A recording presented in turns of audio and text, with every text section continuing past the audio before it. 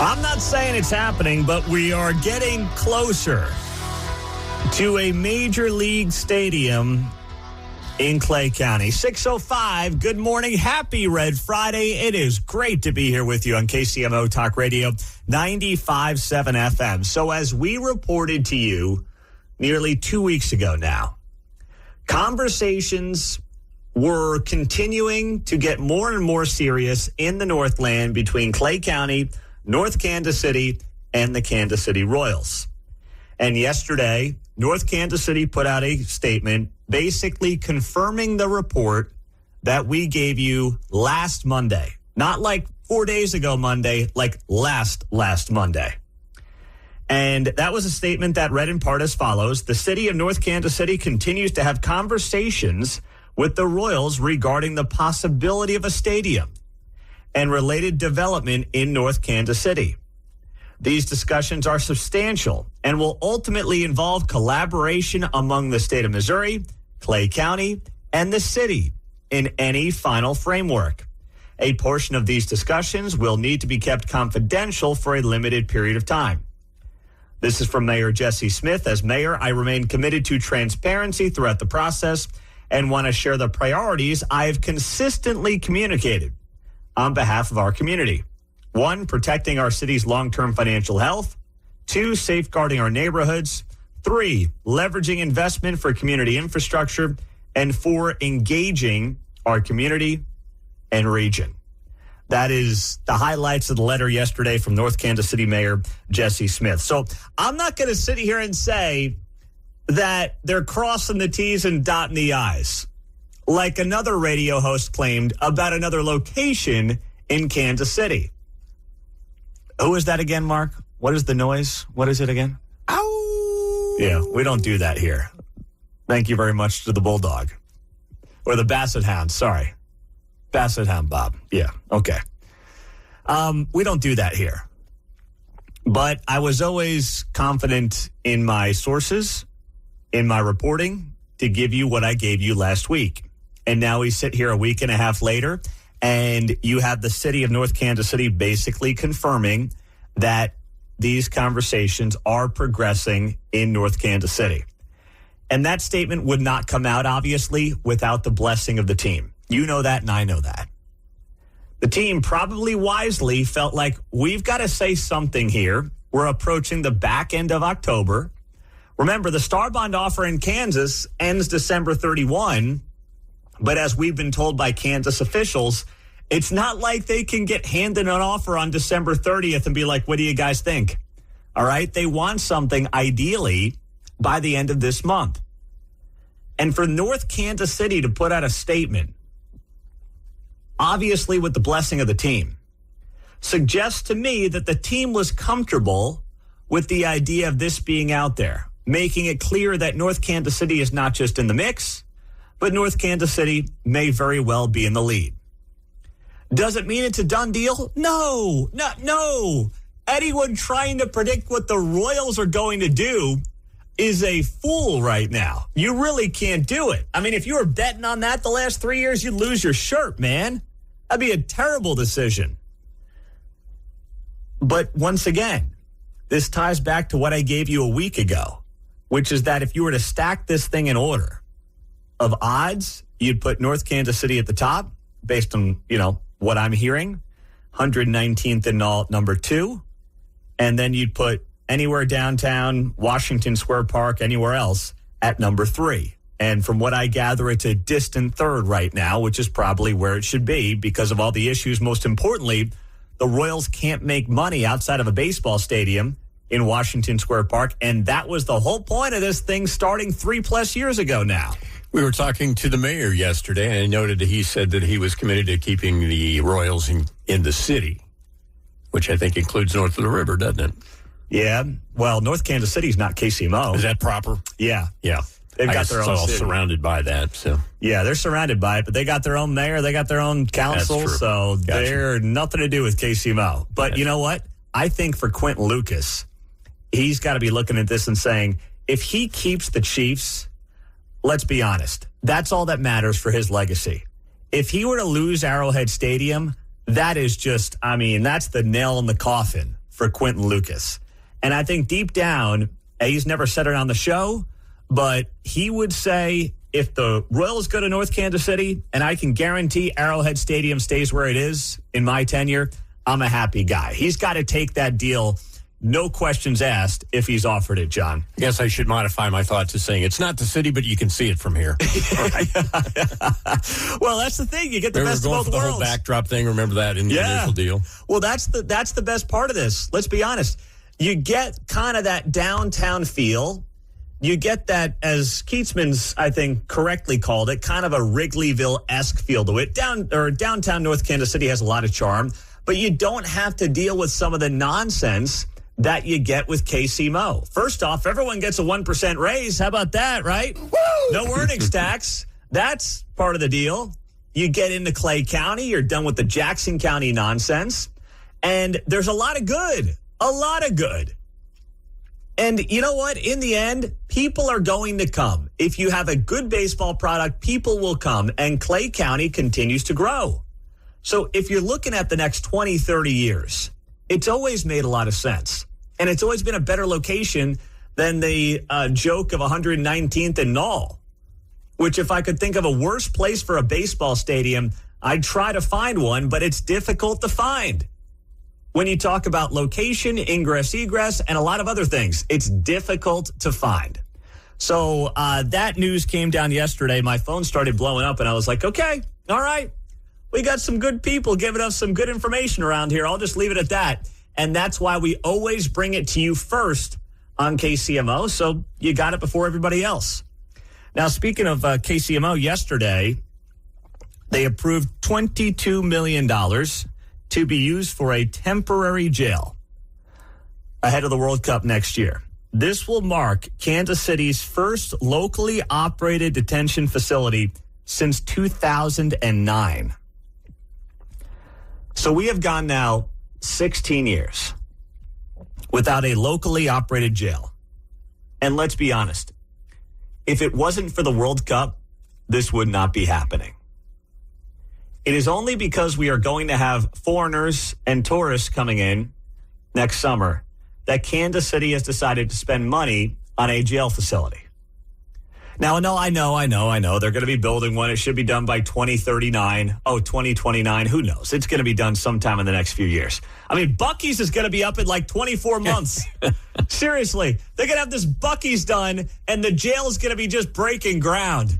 It goes to show you private versus public sector in a nutshell there. You're going to have 120 gas pumps and a 200,000 square feet for Buc-ee's out in Wyandotte County. Meantime, a jail's going to take 3 times as long. You can't make it up. This is a good thing. This is welcomed. 5 years ago, you could not imagine some of these members of this city council, they weren't all here 5 years ago, but you could not imagine them saying, yes, we need a detention facility in Kansas City, Missouri. So I'm glad that the pendulum is swinging back towards some semblance of common sense. We're not all the way there yet. But we're getting closer, all right? We're making strides here. That's a good thing. But I still can't get around the fact that if not for a World Cup, I don't believe this is happening. And that should frustrate any decent Kansas City, Missouri resident who has dealt with not just the increases in violent crime, but the increases in petty crime and theft and car break-ins and things of that nature that has largely hamstrung this city for the last several years. I mean, the city's got a $100 million budget shortfall, right? And there's not one reason for that, but you'd be naive to think that the issues the city has dealt with over the last few years does not also hamper their ability to grow. Grow when it comes to businesses, grow when it comes to residents, grow when it comes to tourism. And I don't just mean World Cup tourism. I mean people coming across state line from Johnson County and going to dinner on the plaza, which then puts money in the coffers of KCMO. All these things weave together. And to not understand that is to be naive to how Kansas City and sadly some other major American cities find themselves falling behind, struggling financially, not only not growing, but oftentimes losing population because of infrastructure issues, because of educational issues, and because of crime issues. And those things in and of itself are going to continue to hurt Kansas City and prevent Kansas City from being the best city it can possibly be. But I will give some credit to the city council for approving that $22 million yesterday. 913-408-7957 is how you join us on KCMO. In the meantime, how are Kansas City residents being impacted by the government shutdown on day 17? We are hearing from some of these furloughed workers, and it went about as you would expect coming up next. I really do feel bad for anybody who is right now furloughed. I do. I mean, I'm a human being. You're not working. You're temporarily not getting paid. I get it. Sucks. But at the same time, these local media packages that are being done from yesterday's meeting with Congresswoman Sharice Davids, 3rd Congressional District, Kansas side of the state line, where she's meeting with furloughed workers, and understandably, they're all pretty upset. They're all frustrated with the government. For Sharice Davids, who is a Democrat in Kansas, to just have this listening session and not point out the obvious, which is that it's her party, not in the House, she's in the House, but in the Senate, that is blocking a continuing resolution from just keeping the government funded at its current levels. No strings attached for the next few weeks as they debate the budget process going forward. For her to just sit there and for local media to not at all question what's going on here locally and say to Sharice Davids, hey, don't you think that you should talk to your own members in your own party in the Senate and tell them to open up the government so these people can get paid? The fact that nobody says this, nobody asks this of the congresswoman in Kansas is just an abomination of journalism, is what it is. And that's what happened yesterday. I mean, Channel 9 did a piece on this. I saw Woke 41 did a piece on this, and I've got some of the audio from KSHB, Channel 41, where they talked to some of these furloughed workers as part of this Sharice Davids listening session. And I do feel for these people, but the other part of me is like, you got to get on the Dave Ramsey plan here, okay? you need my man Dave, all right? Where's Dave? I know he's now on at 10 p.m. here on KCMO, so it's a little later at night. But some of these folks got to stay up. They got to have their alarm set and listen to the radio 10 o'clock every night here on KCMO, John. Yeah, it's kind of like dog bites man, right? Employee upset with employer. Yeah. Oh, boy, that's a news story. Yeah, exactly. Welcome to the world. Here's Woke 41 last night. It's very, very disorienting to not know when your next day of work is and to not know when your next paycheck is. Going to get increasingly hard for me to keep food in my house. KSHB 41's Lily O'Shea Becker amplifies the voices of furloughed workers and those working without pay as they bring their concerns to their U.S. representative. If something happens on the federal government level, what people need to understand is it's going to affect you. Kansas Cityans who have been furloughed from their federal jobs voiced their concerns to Representative Sharice Davids on Thursday. We're tired of being used as political pawns. Tired and I am so anxious all the time. defeated. Very, very disorienting to not know when your next day of work is and to not know when your next paycheck is. Jeff Suchman is president of Local 1748. He represents regional U.S. Department of Labor employees. He, along with about 75% of his union, have been furloughed. So I can't express the urgency enough that the 24th, we've got to get something fixed. At that point, I'm fully expecting about 30,000 federal employees in the Kansas City area to start running out of money. Daniel's. Well, there's more. Hold on. You've heard enough for now. How could the union chieftain come to the conclusion that 30,000 furloughed employees start running out of money in a week? What is he, their financial advisor too? How does he know that? You can, on one hand, be like, boy, it really stinks you're getting caught up in all this as a government employee. Like, it really does stink. But let's be clear on a couple of things. First off, I mean, that is the Dave Ramsey model. 6 months of expenses. Maybe it's 3 to 6 months of expenses, but you got to have some cash on hand, especially if you're a government employee and you know that while you're not likely to get randomly blown out, trust me, it's very hard to get fired from these government jobs, as we well know. Shutdowns can impact you. They've unfortunately happened every few years over the last decade and a half or so. So this is not something that should shock anybody. And then thirdly in all this, why are we here to begin with? You can tell based on the lisp that these people are not Republican voters, all right? Do with the information what you want. But I sort of wanted someone to come out and just say, hey, listen, my party's got to step to the plate here. Open the government. We appreciate what they're trying to do when it comes to, getting subsidies back into Obamacare. But you know what? Open the government and figure this out with Republicans once we're back to work and getting paid. No one said it. And that's because they probably don't believe it, but that's what's going on here. That's how we ended up in this situation. That's why we're sitting here on day 17. Here's more from 41. Scharpenberg is a furloughed IRS worker. He's already feeling the burden. I'm not sleeping at night. It's really, really hard. And I have a 15-year-old boy at home, and I don't know if you know anything about teenage boys, but they eat a lot. So it's hard. It's going to get increasingly hard for me to keep food in my house. We are real people suffering and being hurt by what's going on in Washington.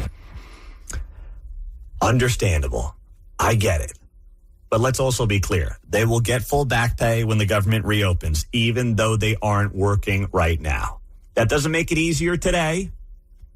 I can have sympathy for what's going on here, while at the same time being like, you know what? If you need food on the table today, drive for Uber. I mean, seriously, I'm not trying to be facetious here. How many regular Kansas Cityans who don't have government jobs are working 2 jobs right now? Just picked up a second gig to get that food on the table. These are decisions that regular people make every single day. No one tells their stories, but the government worker, I mean, you see this all the time. The media is happy to tell the story. And I think that's just inherently unfair. Coming up, what's happening this weekend in Kansas City that John needs an outfit for next. Well, we got to figure out what John Anthony's going to wear this weekend to the No Kings protest. There are many options around Kansas City coming up tomorrow, John, and all you need is an outfit, man. Well, I know this weather. I don't know, though. I'm trying to find a shacket or something. Well, when we first found out about a No Kings protest happening in mid-October, who would have thought you could wear shorts and a T-shirt, that's potentially? The thing, I know, and it looks like there's several that I can choose from, so I think a different attire at each one. I was going to say jean shorts and a tie-dye shirt, John. There you go. Oh, very that's hippie-like. Good. Yeah, it would be good, man. I got my fishnet half shirt. Oh, no. No one wants to see that. I was thinking maybe a Hawaiian button-down. No one wants to see any of it. Well, that's true. I will get in when in Rome. Oh, my goodness. It is 6:35 on a Friday. Hey, Bill O'Reilly is going to be here at 8 o'clock this morning. Do not miss Big Bad Bill O'Reilly, 8:05 here on KCMO after Phil Lavoda, who is the new Jackson County chairman, at 7:50 today. So there are many options for the latest No Kings protests planned for tomorrow, at least a dozen in the Kansas City area. Now, this is right out of the gates. This is bad planning because they would be much better off having 2 or 3 of these with huge turnouts for the optics of making it look better. But what's going to happen is you're going to have some of these that have 20 people. Some might have 50. Maybe the ones, in KCMO have 100 or 200. But when you've got a dozen options, I mean, how many are showing up to the No Kings protest in Gardner tomorrow, 10 to 11:30 on Moonlight Road and East Main Street? The family reunion in Shelter 3 has more attending than. Yeah. You got another one, Overland Park, the grassy area in front of the Staples between 69 Highway and Metcalf. That's 11 to 1. There's one in Ottawa at 1 o'clock, Lawrence at 6th in Kentucky, 5 to 6 p.m. Got one out of the Legends at 12 p.m. You got 7 on the Kansas side of the state line, 3 in Overland Park alone. Some of these are separated out so you can drive to all of them, though. Yeah, that's a good point. How many people are going to bounce around to various No Kings protests tomorrow? That's it. They're doing the Sun Tzu thing where they're like moving little groups around. Whoa, they're over there too. Wow, they're on the ridge. Got to goose the numbers, Mm-hmm. They got to make it look big. You could start off in Gardner. Then you can make it up to Overland Park, 69 Highway in Metcalf. Then you could head over to Johnson County Community College. That one's at 1 o'clock. Then take a little lunch break, head on out to Lawrence, and boom, you hit 4 on the Kansas side of the state line in about a 9-10 hour span. You can't get near a Starbucks. On the Missouri side, you got Mill Creek Park is the big one. That's from 2 to 4. But you could start off in Lee Summit. There's one in Lee Summit, Northeast Douglas and Northwest Chipman Road, 10 to noon. Or you could be in Liberty in the morning, 291 Highway, 10:30 to noon. Or Platte City, Running Horse Road, 10:30 to noon as well. And then if you don't want to be cliche and go down to Mill Creek Park, you could head out to Warrensburg, to the Johnson County, once again, Missouri, courthouse from 12 to 2. There might be a way you could squeeze in Liberty at 10:30, then go down to Warrensburg, noon to 2, and then get back for Mill Creek Park from 2 to 4. There's probably a way to make that work. So I'm just giving you options. I know the audience is very much looking forward to this No Kings protest tomorrow. So I'm just trying to give you guys enough forewarning to make sure you could get to as many as you want to get to. You could actually do different outfits for each one. You could go to 4 on the Kansas side of the state line. I think I've spaced this out well. 3 on the Missouri side of the state line. And I think it's important to have a different outfit for each one. You don't want to show up with the same outfit to each of the No Kings protests. I think it's important to show respect for these rallies that you have a different outfit each time. Especially when you're going to see a lot of people driving to each one. So yeah, exactly. You're going to see the same people, right? So you don't want to be the guy that's like, wait, he had that T-shirt on at the last rally an hour and a half ago. It's time to dress up, buddy, and make yourself look good. I mean, respect the rally, respect the protest. But I'm also pretty sure that if we lived in a country with a king, the king would not allow a dozen protest opportunities in Kansas City alone. I'm pretty sure the king that you were protesting would not allow the protest against the king to happen at this level. I might be wrong about that, but I'm pretty sure that's not the case. So there is a belief that the government shutdown, which hits day 17 today, could end after the rally this weekend. There's a belief that Chuck Schumer and the Democratic leadership was waiting for this No Kings protest to take place to then basically go back to the table and say, okay, now that we've had a big No Kings protest, we can end this government shutdown. Because they wanted it to look good for the base ahead of the big rally to be fighting the man, fighting Trump. As, of course, they claim they're doing right now. I'm not convinced that's the case. I might have bought that a week ago. I see no evidence that they are going to just suddenly come back to the table on Monday after the protest. All right, boys, we got it out of our system. Yeah. Let's get back to business here.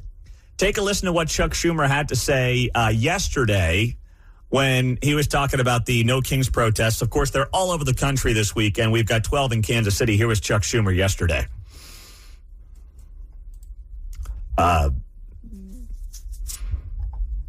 This weekend's No Kings rallies will be an affirmation about what America is all about. We are a democracy in America. We have no kings, despite the fact that Trump has even said he wants to become one and is acting in ways that are a threat to our democracy. And I say to my fellow citizens, do not let Donald Trump or Republicans intimidate you into silence. That's what they want to do. They're afraid of the truth. Oh my Republicans gosh. are going apoplectic because Americans are exercising their right to free speech. Wait, hold on. Stop right. Just pause it, please. Who's upset about that? We just spent the last few minutes joking about the whole thing. I hope you all have a great time tomorrow. I hope you have your outfits lined up. I hope it doesn't rain too much. Who's apoplectic about any of this right now? I haven't heard Trump talk about it. Have you? No, I mean, we're more pissed off about Bad Bunny than the Dems. Yes, right? I would agree with that. I mean, Chuck Schumer's making up the whole narrative. Let's continue here. I say to Americans, show the world how much we love this country, how much we love our values, how much we love our democracy and want to preserve it. And don't be afraid. Trump and the Republicans want you to be afraid. They don't like free speech. When it's free speech, they don't want to hear. Stop. But we're not going to let them intimidate us. For weeks, Republicans have tried to vilify these rallies. They call them the most ridiculous of terms, hate America rallies. These are love America rallies. They call them terrorist rallies. That's just despicable. Do not let Donald Trump or Republicans intimidate you into silence. That is what they want. That is how dictators evolve, when good people of all different beliefs and backgrounds stay silent. All right, I've heard enough of this chump. That's Chuck Schumer. That's the kind of rhetoric claiming Trump wants to be a dictator and a king that has led to very serious political violence over the last several weeks. That right there. On a serious note, as much as we've been joking about this whole thing, on a serious note, that kind of rhetoric from Chuck Schumer, that Trump wants to be a king, that they want to suppress your voice. Have you heard any Republicans say anything about this tomorrow in a way that's threatening? And if you have, please, I'm open to hearing it. But I haven't heard that from anybody. I haven't heard anyone comment on this of note on the Republican side of the aisle, beyond saying they think that Chuck Schumer is waiting until after the No Kings protest tomorrow to get back to the negotiating table. That's it. Outside of that, protest your little hearts out tomorrow, okay? On the text line, 913-408-7957. This is from Landon. Pete, it sounds like a great opportunity tomorrow for furloughed federal workers to earn some money driving for Uber, transporting protesters from rally to rally. Attaboy, That's Landon. a revenue stream. I'll take that. There you go. Landon on the text line for the win. Now you're thinking. That's a great job, my man. I love that. Outstanding. Oh, my goodness. Have a great time tomorrow, all right? Have a change of outfit. Might rain. Bring a poncho, too, while you're at it. I'll be coaching Little League soccer and watching college football and laughing at your social media memes. That's what I'll be doing. Bill O'Reilly's childhood friend, Billy Joel, bumping back. O'Reilly's going to be here at 8:05. We'll talk about his trip to Washington, D.C. this week. He was a busy guy. He was in the Rose Garden for the Charlie Kirk Medal of Freedom on Monday. And then he's doing an event at the Kennedy Center with Chris Cuomo and Stephen A. Smith the other night. I mean, this guy was all over the place, and now he's going to be here on KCMO at 8:05. So if you're at the office by then, stream us at KCMOTalkRadio.com. That way you don't miss Bill O'Reilly, less than 1 hour away. So, we've got our problems here. We talked about how Kansas City this morning just approved $22 million for a temporary jail. I mean, I guess better late than never. It's been 16 years since we've had a jail in this town. Now the World Cup's coming, and we're like, okay, I guess we need a jail, John. Is it just me, or do I feel like 100 beds, maybe not enough? It's going to be like 1587. The early spots are taken right up, and you'll have to book later. Seriously. At the rate we're going. Oh, you might be right, man. I hope you're wrong, but you might be right. Well, and I'm like, maybe they go and sweep the streets, and move people. Say, you're loitering. You get to go to the new modular facility with cable TV. Yeah, put them in there, all right? You can watch the World Cup games from inside the can. All right. But at least we're not New York. Okay. New York is on the verge of electing, as I'm sure you've seen on the national news scene, this guy, Zoran Mamdani, who is a self-described socialist. Some may call him a communist, to be their next mayor. So it could always be worse. That's how you tie this story back to Kansas City. It could always be worse. And they had a big debate last night in this mayor's race. And listen to this guy, Mamdani. He's shaming Andrew Cuomo over the fact that he has not gone to mosques during this election cycle. Candidate in the Democratic primary for him to set foot in a mosque. He had more than 10 years, and he couldn't name a single mosque at the last debate we had that he visited. And what Muslims want in this city is what every community wants and deserves. They want equality, and they want respect. And it took me to get you to even see those Muslims as part of this city. And that, frankly, is something that is shameful and is why so many New Yorkers have lost faith in this politics. Yeah, except, that is totally false. I worked with a Muslim community for many years. Name a single mosque you went to when you were the governor. Can you name a single mosque you went to in 10 years? Before you were ever here. Before I was here. Before you were even in state government. I worked with the Muslim community. Yeah. Imams presided over State of the States. We worked in religious working groups, tolerance groups, anti-Semitic groups, etc. All right, gentlemen. Candidate in the Democratic primary for him. You've got a guy who is running to be in charge of the largest city in the country, shaming his opponent for not knowing the name of a mosque. Do you ever think you'd see that? So immigrate, set up shop, and then you work for him and make sure you kiss the ring as well of Islam. Wow. Less than a quarter century removed from the horrific attacks of September 11th. Now you have people, front runners, shaming opponents for not being able to name a mosque in New York City. Whew. I'm telling you. I know it's not the argument that some of you want to hear, but it really could be worse. And then they're going to go down this free bus thing as well, which we've tried in Kansas City. And now, of course, Kansas City is moving away from these free buses. And take a listen to how that sounded last night when they got asked, hey, how are you going to pay for your free buses there in New York City? But the question is how you'll make them free. We will fund the revenue that would have otherwise been brought in from fares. And that's something that we would do in partnership with Albany. And I've put forward two proposals. The first is to raise taxes on the top 1% of New Yorkers by 2%. That would raise $4 billion. The second is to raise the state's top corporate tax rate to match that of New Jersey, which would raise $5 billion. We're going to... Okay. You know, they literally can just come to Kansas City and see what a failure the free bus system was. It doesn't work here. They're bailing on it. Not because only they're losing money off of it, which they are. The free bus fare doesn't close the gap with the KCATA. But it's also what it does to the social fabric of those who ride the bus. You now have bus drivers in this town who are packing heat with regularity. You have working people and oftentimes working poor who ride the bus, who now have to share it with homeless people and the mentally ill. That's what you now have in New York City, or in Kansas City, excuse me. And New York City would just be that much worse because you know and I know how it would work there. You got 16 million people there. You got 8 million people there, 500,000 here, 16 times as many people in New York City versus Kansas City. You think that it's bad here with free buses? You just wait to see what it looks like there. And that's why, you know, they should just look at the cautionary tale that we have here to realize it's not going to work. Well, bless his pointed little head. He thinks that his plan's going to work and that all business models remain in the status quo.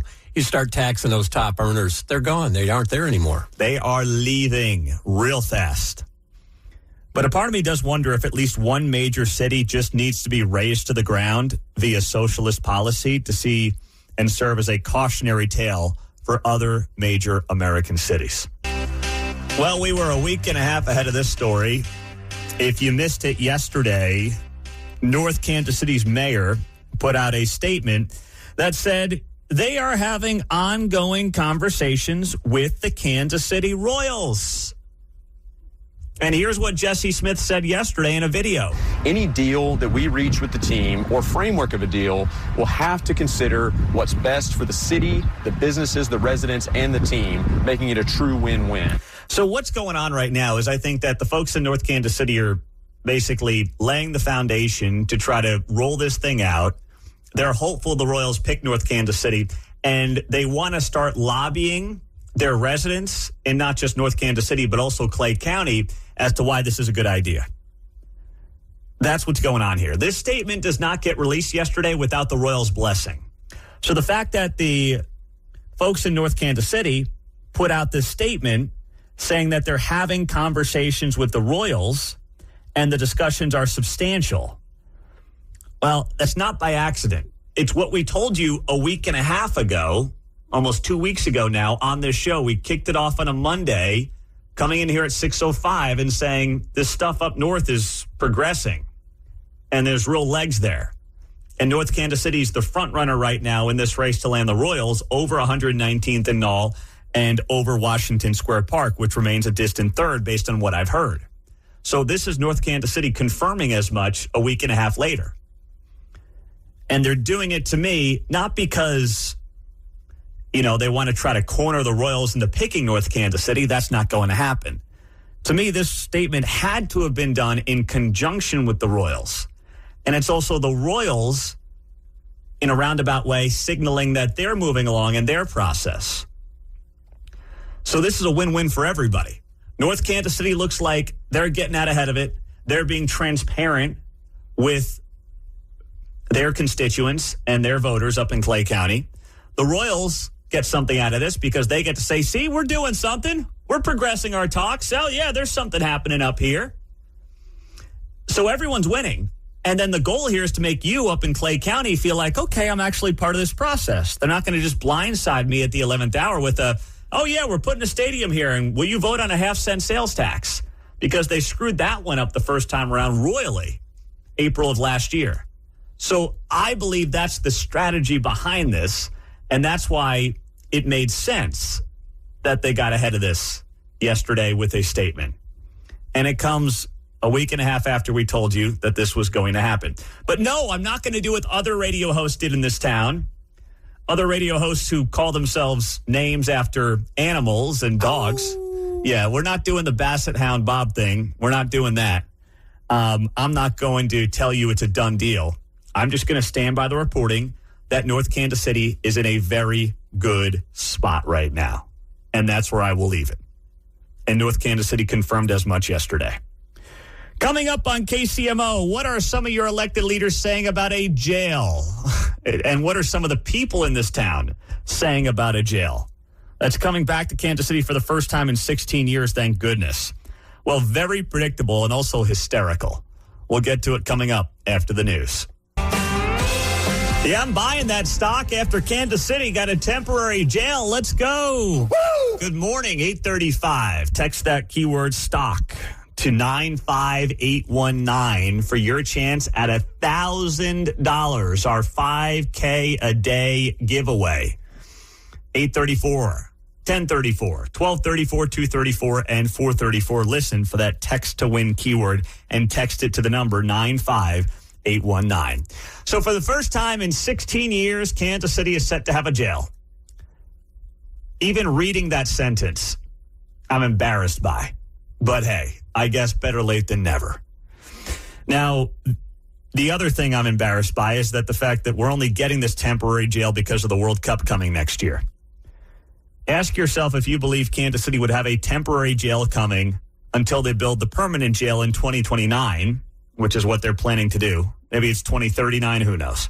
I mean, Buc-ee's is going to go up in 18 months, and it's going to take them 3, 4, 5 years to build a jail. So that tells you public versus private right there. But we got the temporary jail coming next year, and it's frankly only because of the World Cup, which I also think is bothersome because it's like, once again, you Kansas City residents who pay taxes and live here have been going 16 years without a jail. But now that we've got a bunch of foreigners coming in and people from out of town coming in to watch soccer games in Kansas City, boy, we better move on this jail thing. Better do something about this. But it wasn't easy because nothing's easy yesterday. But it was voted on by the Kansas City City Council. And some people were upset. There were activists there who were not happy about, bad people going behind bars temporarily. They don't like that at all. Decarcerate KC was heavily involved yesterday. They were looking for cameras, and Fox 4 and some of the others gave them time of day. You had council members like Jonathan Duncan not happy at all with a jail coming to Kansas City. He was not thrilled. And this is what it sounded like on Fox 4. So a new jail specifically for that is just bonkers. And to me, it's like, what else could we be doing with $25 million? It's bonkers, bro. It's bonkers. Yeah, what do you say about the deal? Oh, bonkers, man. It's bonkers to do something with bad people instead of shipping them out to Johnson County and Vernon County. We literally have a case study on a city not having a jail for 16 years. The results blow, and you've got people like that I guess are still taken seriously in some corners of town. Oh, it's bonkers, bro. Bonkers. What's bonkers is the carbon footprint of hauling people around the counties, right? Yeah. But I digress. You would think the climate change folks would really not want people driving gas guzzlers, an hour and a half down the road to go to a jail cell, but, why get in the way of a good story? So Thursday said the new modular jail to be built near 435 and Front Street on city property is about improving resources for inmates. We have a duty to have a detention facility here in Kansas City. I actually think it's inhumane to have Vernon County and Johnson County where we're spending 3 hours going back and forth to some facilities. That's Nathan Willett, of course, Northland council member. Yesterday, this package part of Fox 4. And improving public safety. I haven't talked to any neighborhood or any business owner at all that says safety is not a concern. It is a number one issue in our city. There you go, Rihanna Park Shaw. How about her? She's the mayor pro tem. Little common sense there. I appreciate that. Debate at a committee meeting Tuesday continued in the hallways today. Research has been done that jails don't solve any crime problems. We know that affordable housing, health care, being able to move around the city freely, that is actually what helps people.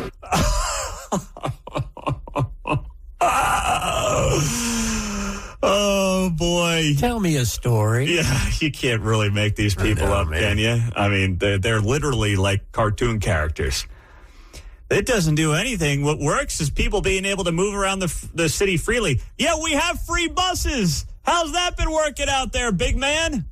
Literally, you can move freely. Yeah. Right? It's a great way to move around freely when you're not committing crimes.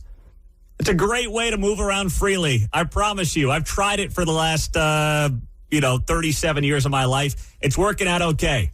I've lived in half a dozen states. I've got stopped a few times for rolling through a stop sign and maybe rolling through a red light once in a while. But, that happens. But for the most part, I've moved around pretty freely. And no one's gotten in my way. But maybe that's my white male privilege. I don't know. No, it's not. This is $22 million well spent. The problem is it's $22 million well spent 16 years too late is what it is. Councilman Jonathan Duncan told his colleagues per Channel 9 KMBC he could not support the ordinance for a $22 million temporary jail because he said the city needs to concentrate on rehabilitation programs so offenders get the help they need with a variety of problems, including homelessness and mental health treatment. Others agreed on the need for rehabilitation programs, but pointed out the number one issue in the city is crime, and the city does not have its own jail. Jonathan Duncan, man, that bro is so stuck in 2020. It's like, dude, that was great back in July of 20. That's not where people are at right now. 913-408-7957 is our text line and our studio line. Let's go to the Northland. Wes, you are on KCMO. Yeah, Pete. So the councilman who had the bonkers comment, is he the same guy that was like, no, we need affordable housing and better health care? Is that the same guy? No. The bonkers guy, that was just an activist with the group Decarcerate KC.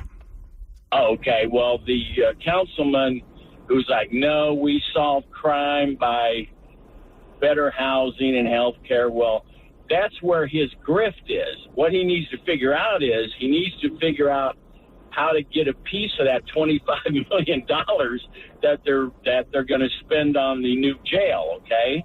And you were talking earlier about the birth rate, okay? Let's do one thing. No. We're not going back to anything right now, Wes. We're keeping this we're keeping this train on the tracks, buddy. Thank you. Good commentary. 913-408-7957. John, go ahead. Hey, good morning.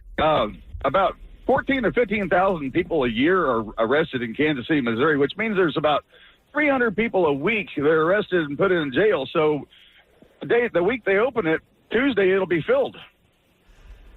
Yeah, where'd you get those? I have not seen those numbers. I mean, I'm going to take you at your word. I looked at it, said 2022, 2023 and such, and there was They said 14,000, 15,000, and 16,000 in the last years they reported. So I was like, so I just went with the 14,000, and it's 270 people a week at the lowest.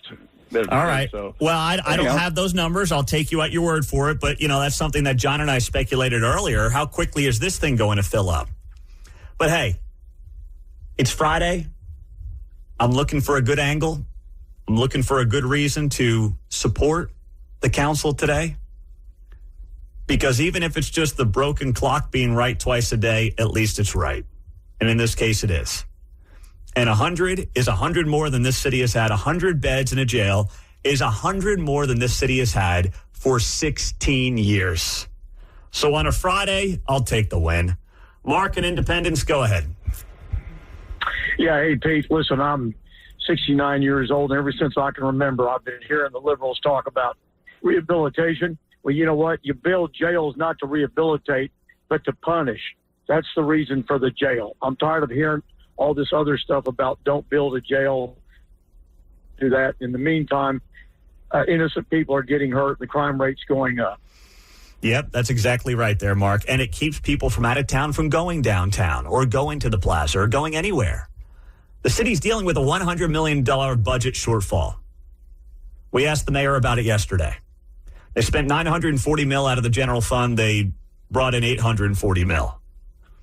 One of the ways to close that gap is to make the city desirable, not just for people to live there, which obviously increases earnings tax numbers. It increases, home values, increases property taxes, sales taxes. It's also getting people from out of town back into Kansas City for dinner, for shopping, for events. That's what it does too. And yeah, we'll get a little juice here coming out of the World Cup, but that's very temporary. It's here, it's gone. That's it. Doesn't stay. What's more important is getting people from Clay County and Johnson County and Platte County and Wyandotte and Miami County into Kansas City, Missouri proper and eastern Jackson County on a regular basis. That'll do far more for your bottom line than anything involving thinking about just the World Cup over those next 2 months next year.